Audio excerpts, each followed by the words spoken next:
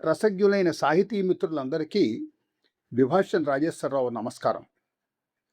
కవి పండిత వంశంలో పుట్టి కవిత్వాన్ని కళోపాసనగా చేసి కావ్య రచనను నిరంతర సాధనగా సాగించి ఛందోమయమైన రసకావ్యమే కావ్య జీవితంగా, నిజ జీవిత సంగీతంగా కవితను ఆలపించిన కవి గంధర్వులు వారు.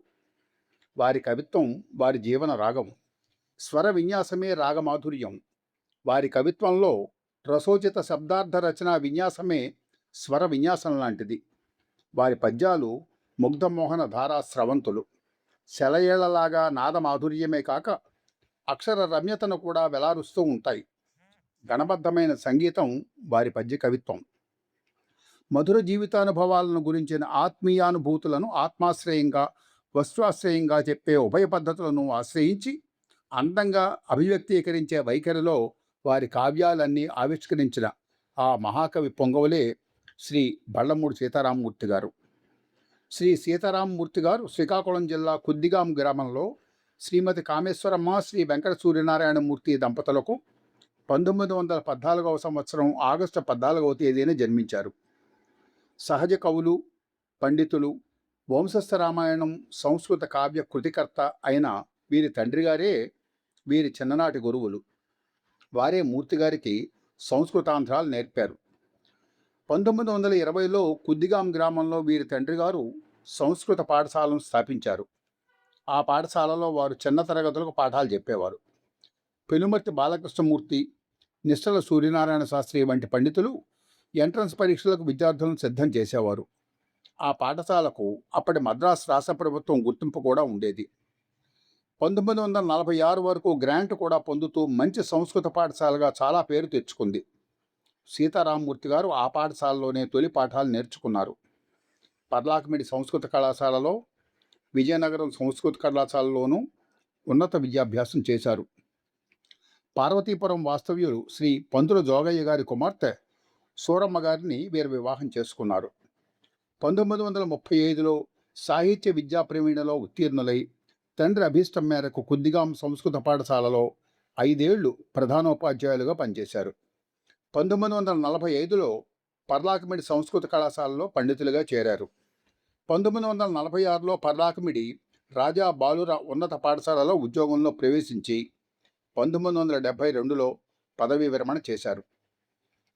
పర్లాకిమిడిలో ఉండగానే స్వాతంత్ర సమర యోధులు శ్రీ పోచిరాజు వైకుంఠరావు పంతులు గారి పరిచయం కలిగి వారి ప్రోద్బలంతో బళ్ళమూడి వారు హిందీ భాషలో ప్రవీణులై వయోజనులలో, స్త్రీలలో హిందీ భాషా వ్యాప్తికి విశేషమైన కృషి జరిపారు.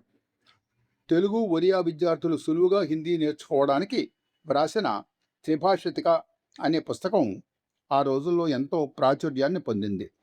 భారతి, కృష్ణాపత్రిక వంటి ప్రముఖ పత్రికల్లో ఎన్నెన్నో శీర్షికలతో వీరి పద్య రచనలు ప్రచురించబడ్డాయి.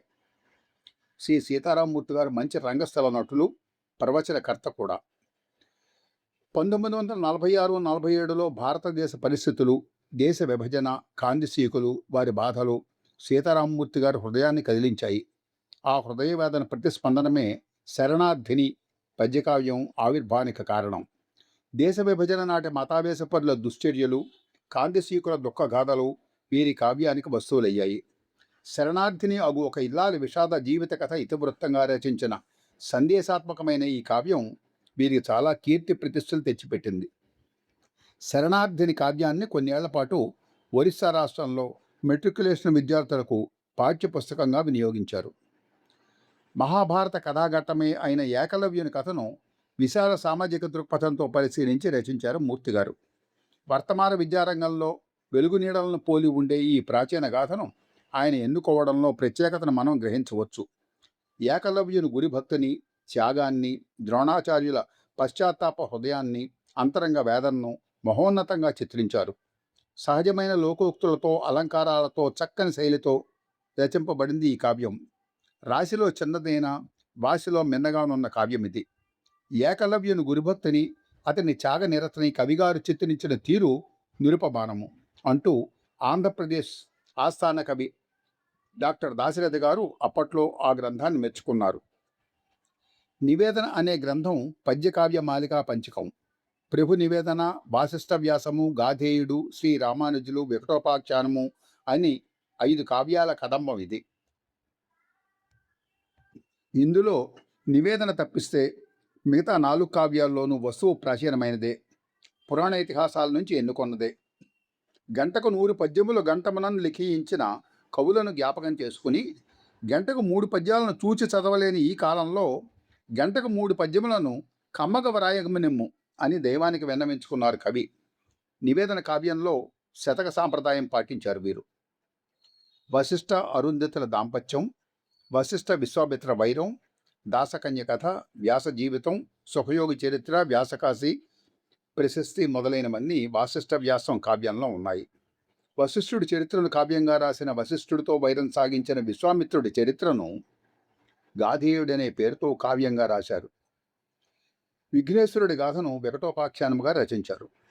ఈ గ్రంథంలో ఉన్న కథలన్నీ ప్రచారంలో ఉన్న కథలే అయినప్పటికీ కథనంలో సీతారామమూర్తి గారు తనదైన రసరమ్య శైలిని అనుసరించటమే ఈ కావ్యాల్లోని గొప్పతనం అంటారు శ్రీ పొత్తూరు వెంకటేశ్వరరావు గారు. పద్య కవితపై పూర్తిగా తగ్గిపోతున్న ఈ రోజుల్లో రమ్యమైన పద్యాలతో ఖండకృతులను వెలయించి సీతారామమూర్తి గారు దీక్షా పరతంత్ర యోగులు ధన్యజీవులు అయ్యారు అంటూ కీర్తించారు విశ్రాంత ఆకాశవాణి అధికారి శ్రీ ఆర్ అనంత పద్మనాభరావు గారు. శ్రీ సీతారామమూర్తి గారు ఇంకా గంగోపాఖ్యానము, నుతిమంజరి మొదలైన కావ్యాలను రచించారు.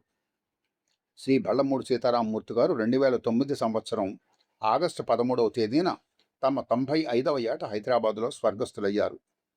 వారి దివ్య స్మృతికి మన తెలుగువారందరం నీరాజనాలు అర్పిద్దాం. సెలవు. నమస్కారం.